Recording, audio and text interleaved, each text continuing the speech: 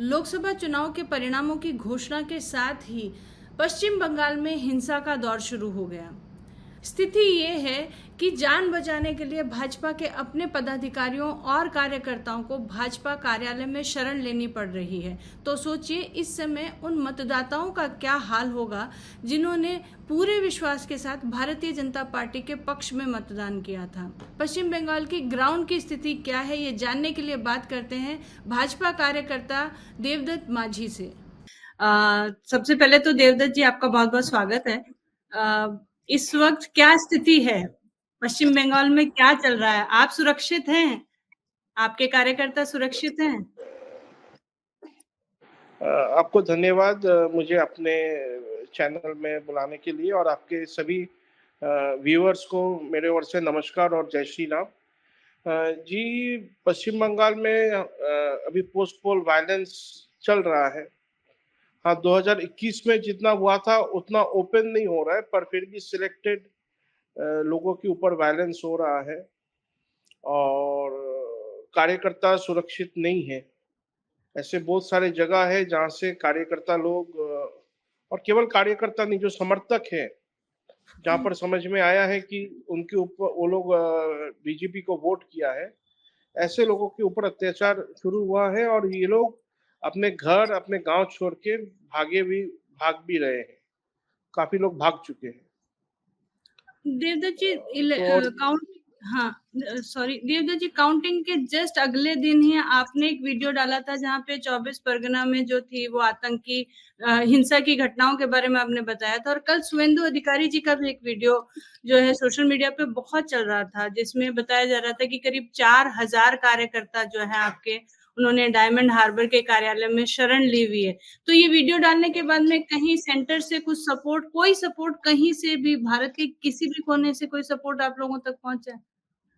देखिए, मैं बार-बार यही बोलता आया हूँ, मैं 2021 में भी बोला था और उस समय मैं पॉलिटिक्स में एकदम ही नया था, क्योंकि 2020 में ही मैं फर्स्ट टाइम कोई अगर पॉलिटिकल पार्टी में जी, मैं एंट्री किया था भाजपा में।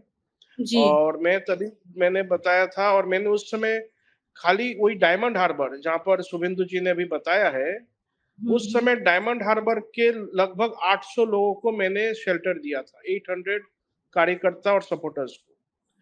ऐसे जी, बहुत सारे मंडल प्रेसिडेंट है वो डायमंड हार्बर लोकसभा के अंदर, हुँ, जिनको फॉल्स केस में पुलिस अंदर डाल दिया था, उनको पीट रहा था, उनके लिए मैं लीगल बैटल लड़ा, उनको जेल से भी निकाला।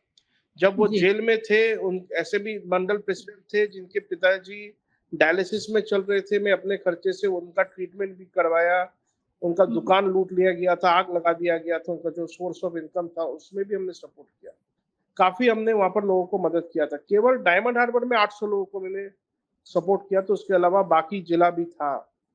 हुँ, पर उस समय भी मैंने उसके बाद भी मैंने सेंट्रल लीडरशिप से ये कहा था कि यहाँ पर जो लोग आई कांटेक्ट रख के, आई टू आई कांटेक्ट रख के, जो इन हिंसकों से, जो ऐसे आतंक जो लोग फैला रहे हैं, उनसे जो लोग लोहा ले सके, उनसे जो लड़ाई कर पाए, ऐसे लोगों को आपको नर्चर करना चाहिए, ऐसे लोगों को आगे लाना चाहिए। क्योंकि जी, ये वेस्ट बंगाल पहले से ही पॉलिटिकल वायलेंस फेस करता है, ये ऐसा कुछ नहीं है नया है। जो हुँ, लोग हुँ, आजकल टीएमसी के भी बहुत सपोर्टर और कार्यकर्ता भाजपा में आ रहे हैं, ये हुँ, बात हुँ, भी सही है। पर जी, पर हमको जब पता है कि हमारे ऊपर हिंसा होने वाला है और हम उसके लिए कोई तरह का प्रिपरेशन ना रखें, अगर हुँ, साइक्लोन आता है, गवर्नमेंट से होशियारी दिया जाता है, तो जी, लोग उसके लिए प्रिपेयर्ड हो जाते हैं। तो हुँ, पोलिंग हो गया, पोस्ट पोल वायलेंस भी होगा, तो हुँ, यहाँ के लोगों को भी तो तैयार करने का जिम्मेदारी जो है टॉप हुँ, लीडरशिप का है। जी, जी, बिल्कुल।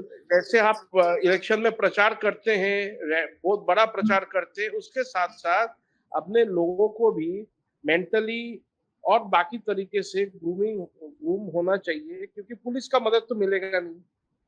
पुलिस जी, यहाँ पर बिल्कुल। बिल्कुल ममता बनर्जी के पक्ष में है, जिहादी और हुँ, गुंडों के पक्ष में है।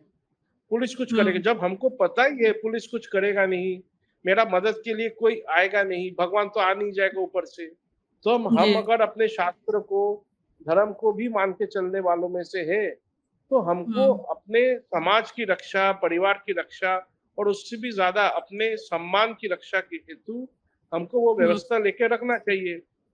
और जो लोग, विशेषकर जो लोग कैंडिडेट्स हुए हैं, जो लोग जिला के नेतृत्व में हैं, वो लोग हम्म को भी तो ये जो शॉर्ट कमिंग है, ऐसा होने वाला है, इसको, हम्म। इसके काउंटर पैरेलल सोच विचार और उसके मुताबिक स्टेप भी लेके रखना चाहिए ना, या अभी उन लोग को फील्ड में उतरना चाहिए। जी, जी। बिल्कुल मैं थोड़ी बुरी लगेगी बात, लेकिन जैसे मैं आपका भी प्रोफ़ाइल देख रही थी, आपके नाम के आगे मोदी का परिवार लिखा हुआ है। तो एक वेस्ट बंगाल का परिवार इस वक़्त ये सपोर्ट तो माँगता है कि प्रोटेक्शन तो मिलनी चाहिए, कोई सपोर्ट सिस्टम ग्राउंड पे होना चाहिए, क्योंकि जिन्होंने इतने आस्था, विश्वास के साथ ना केवल प्रचार के लिए काम किया, वोट भी दिया और 2021 पिछले पिछले चुनाव में देखा भी था कि इलेक्शन के बाद में किस प्रकार की हिंसा होती है, उस हिंसा के विरुद्ध लोग खड़े हुए हैं, तो एक सपोर्ट सिस्टम बनता है ग्राउंड पे उनके लिए। एक चीज़ और देवदत्त जी, कहीं कई सारी खबरों में, कई सारे सोशल मीडिया अकाउंट्स पे लिखा जा रहा है कि ये जो हिंसा फैलाने वाले या अत्याचार करने वाले केवल टीएमसी के गुंडे नहीं है, इनफैक्ट पुलिस भी, बंगाल पुलिस भी आके लोगों के घरों के बाहर ताले लगा दे रही है, ऐसा भी कुछ हो रहा है? एकदम ऐसा हो रहा है, ये एकदम सही खबर है आपके पास। हुँ, केवल टीएमसी वाले नहीं, पुलिस भी टीएमसी के चमचे और गुंडे बन के यहाँ पर काम कर रहे हैं। अब ऐसे बहुत सारे घटना हो रहे हैं जिसमें मैं इन्वॉल्व हूँ। मैं उसको सोशल मीडिया में बोल नहीं सकता हूँ, पर मेरे पास वो सब है। हुँ, पुलिस तो ये कर रहा है, और पुलिस को ये हौसला मिल कैसे रहा है?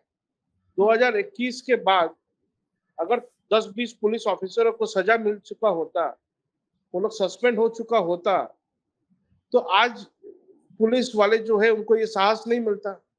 जी। तो मेरा ग्रीवांस ये है कि जो कोर्ट है, सुप्रीम कोर्ट, हाई कोर्ट जो है, वो सो मोटो बहुत सारे पॉजिटिव एक्शंस लेते हैं।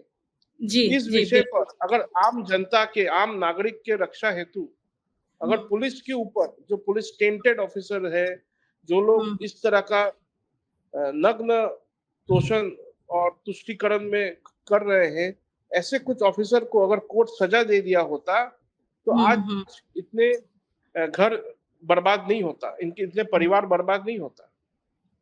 जी, जी। तो इस सिचुएशन में आपको क्या लग रहा है कि कौन आपकी हेल्प कर पाएगा और कैसे चीज़ें सुधरेंगी? क्योंकि ये तो हर चुनाव के बाद में होने वाली स्थिति हो गई है फिर।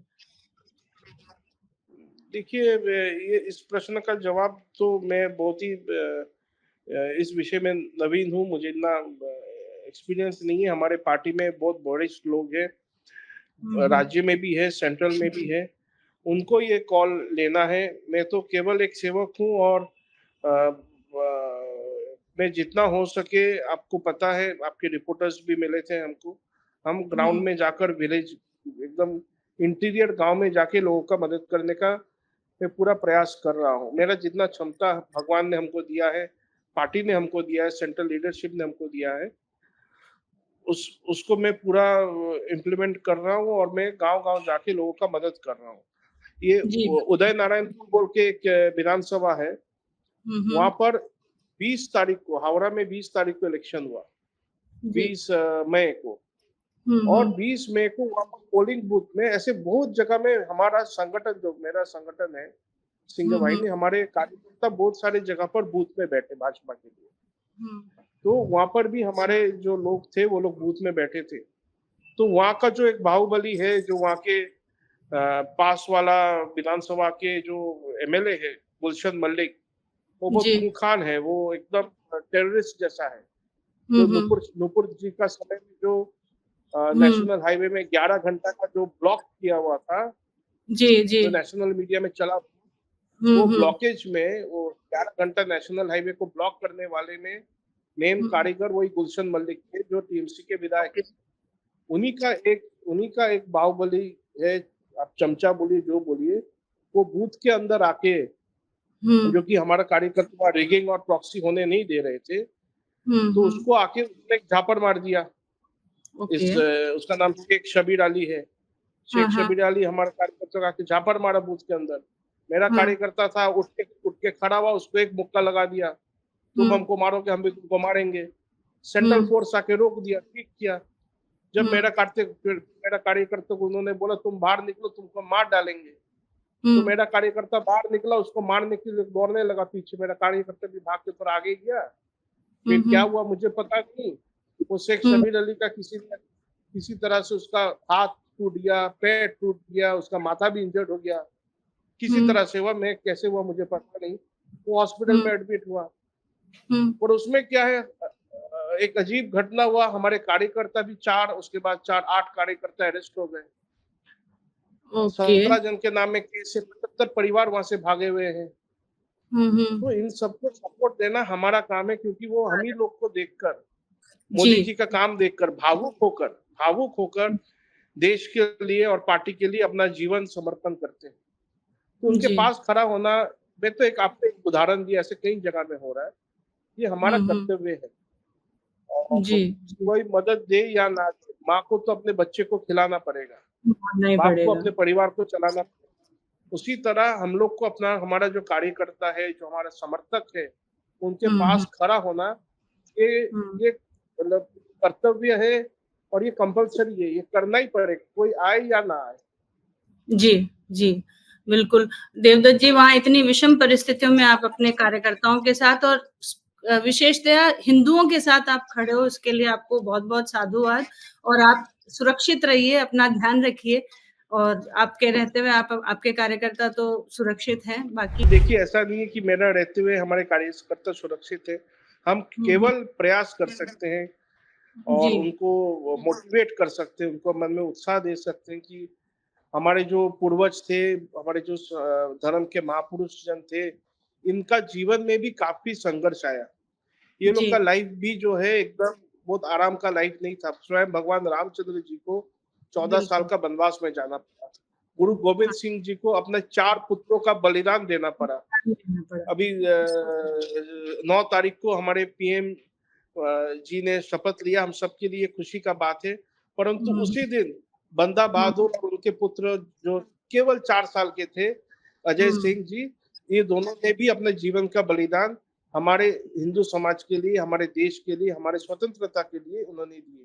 तो दिया हमारे था। कार्यकर्ता को मैं यही बताता हूँ कि हमारे जीवन में भी संघर्ष आएँगे। आप सबको इसको अपने देश और धर्म के प्रति ये अपना कार्य है, समर्पण है, ये सोच के आगे बढ़ना है, रुक नहीं जी, जाना है, आगे हुँ। बढ़ते रहना है। जी, जी। बिल्कुल सही कहा देवदत्त जी आपने। तो आप ध्यान रखिए अपना, सुरक्षित रहिए, ये सबसे ज़्यादा बड़ी आवश्यकता है क्योंकि आप सुरक्षित हैं तो आप जैसे लोग सुरक्षित हैं तो एक एक आशा की किरण वहाँ पे है। क्योंकि अभी अभी वेस्ट बंगाल की हालत हो गई है कि न्यायालय या सेंटर से उम्मीद रखने से बेहतर है गोपाल पाठा वाली अप्रोच की शायद आवश्यकता है वहाँ पे इस वक़्त। जी, जी, जी, जी, जी। पर हाँ, नहीं मुझे सेंट्रल से सपोर्ट मिल रहा है, मिलता है, जी। मोटिवेशन भी मिलता है। मैं बोल नहीं सकता किस तरह का सपोर्ट है, पर हाँ जी। सेंट्रल से आशीर्वाद अवश्य है। जी, और जी। मैं उसी को, भगवान का आशीर्वाद है, आप सबका हुँ। प्रार्थना है, जिसकी वजह से मैं कुछ काम करने का प्रयास कर पा रहा हूँ। जी, बहुत-बहुत धन्यवाद हमारे साथ जुड़ने के लिए देवदत्त जी। ध्यान रखिए। धन्यवाद जी, नम धन्यवाद नम जी। जय श्री राम, जय श्री राम। नमस्कार। जो जनता अपने आप को मोदी जी का परिवार कहती है, उस जनता का एक बहुत बड़ा हिस्सा जो है वो वेस्ट बंगाल से भी आता है। मोदी जी को अपने उस परिवार की भी थोड़ी सुध लेने की आवश्यकता है जो उन पे पूरी आस्था और विश्वास रखते हुए टीएमसी के विरुद्ध गया और भाजपा के सपोर्ट में अपना मतदान किया। और जो लोग हमारे इस वीडियो को देख रहे हैं उन सब से भी मेरी रिक्वेस्ट है कि आप बंगाल के लोगों के सपोर्ट में अपना विरोध प्रकट कीजिए, सोशल मीडिया पर बोलिए, लेकिन बोलिए। ऐसे और वीडियोस के लिए हमारे साथ बने रहिए, सब्सक्राइब कीजिए हमारा चैनल मीमांसा। नमस्ते।